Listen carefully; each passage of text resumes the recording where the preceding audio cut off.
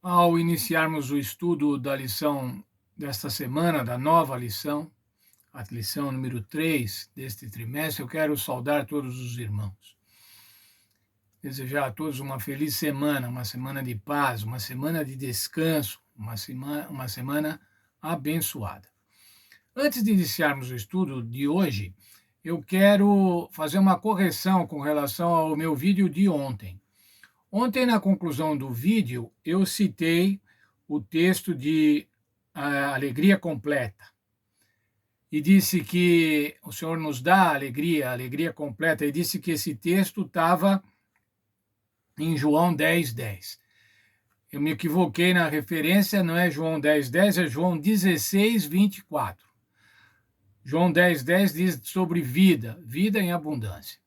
Eu me confundi, mas ambos falam do desejo do Senhor de dar a nós muito, de dar a nós o melhor, ou alegria completa, ou vida em abundância.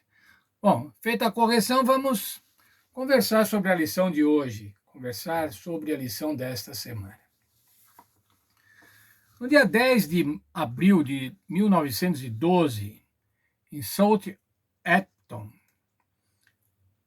na Inglaterra, foi lançado um navio, um grande navio, um navio que ia se dirigir a Nova York, 266 metros de comprimento. 266 metros de comprimento é aproximadamente 3 quarteirões. Imagine então o tamanho do navio. O navio era considerado inafundável. Ninguém poderia afundá-lo, nada poderia afundá-lo. Ele levava 2.224 pessoas a bordo, entre tripulantes e passageiros. 4 dias depois, no dia 14 de 4, quase à meia-noite, esse navio, o Titanic, colidiu com um iceberg no mar, no Oceano Atlântico Norte. Dia 15 de 4, ele naufragou. Depois de algumas horas da colisão com o iceberg, ele naufragou. E desse naufrágio resultaram 1.514 mortos. Mas como que um iceberg pôde fazer com que esse navio naufragasse? Bem, muitas foram as causas. Mas eu quero me deter sobre o iceberg. Um iceberg, irmãos, apresenta 10% do seu volume sobre a linha d'água e 90% do seu volume submerso. Portanto, o poder do iceberg não está na superfície ou sobre a superfície, mas sob a superfície. E foi essa imensa massa de gelo que, ao colidir com o navio, causou um rasgo significativo no casco desse navio que o levou ao naufrágio. Quando a gente costuma usar a frase a ponta do iceberg, a gente está querendo dizer da parte menor do iceberg. Quando a gente fala que aquilo é somente a ponta do iceberg, é porque significa que existem problemas muito maiores do que aquele que se está falando. Não é somente aquilo, tem muito mais. Às vezes isso falam com relação a problemas de corrupção. Não, esse foi só a ponta do iceberg, aquela corrupção. Mas ela faz parte de uma corrupção extremamente maior. O que está sob o iceberg, o que está sob a linha d'água, é a grande causa que produz os problemas.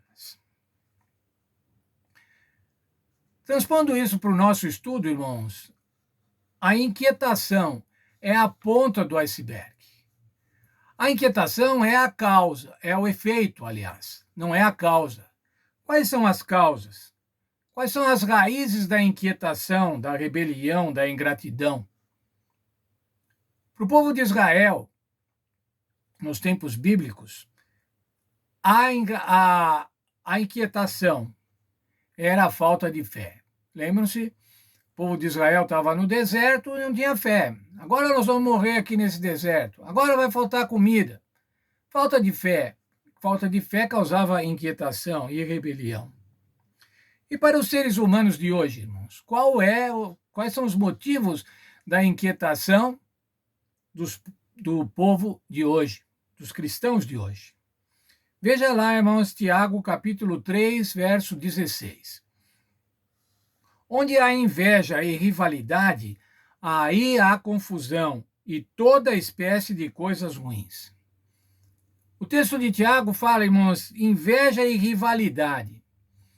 Noutras traduções, noutras versões desse mesmo verso, o termo rivalidade é traduzido por egoísmo, espírito faccioso, ambição egoísta. Portanto, irmãos, podemos dizer assim, onde há inveja e ambição egoísta, aí tem confusão e toda espécie de coisas ruins. Egoísmo, espírito faccioso, ambição egoísta, estão sob a linha d'água, causando a grande força desse iceberg espiritual que causa inquietação espiritual. Temos que cuidar, irmãos, para não colidir com o iceberg da nossa vida. Temos que cuidar para não produzir inquietação. Quais são as características escondidas? O que é que está sob a ponta do iceberg? Nós precisamos de ajuda, irmãos, para descobrir e eliminar as más características escondidas. Precisamos de ajuda para descobrir o nosso verdadeiro caráter. Nesta semana vamos estudar sobre essas características que se encontram sob a linha d'água, escondidas, mas que são a força que produzem a inquietação. Egoísmo, ambição, hipocrisia, orgulho. Essas características, irmãos, essas falhas de caráter, produzem a inquietação.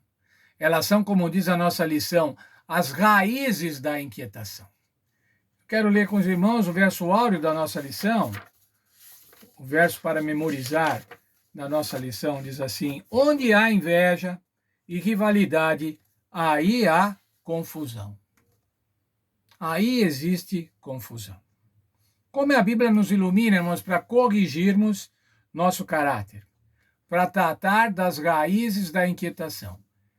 É isso que vamos estudar nessa semana, irmãos. Vamos estudar um pouco sobre o que a Bíblia recomenda para essas características. O que a Bíblia diz da ambição, da hipocrisia, do egoísmo. E dessa forma, irmãos, vamos procurar pautar a nossa vida para não colidirmos com um iceberg espiritual, para não produzirmos um iceberg espiritual. E dessa forma vivermos conforme a vontade de Deus, sem inquietações.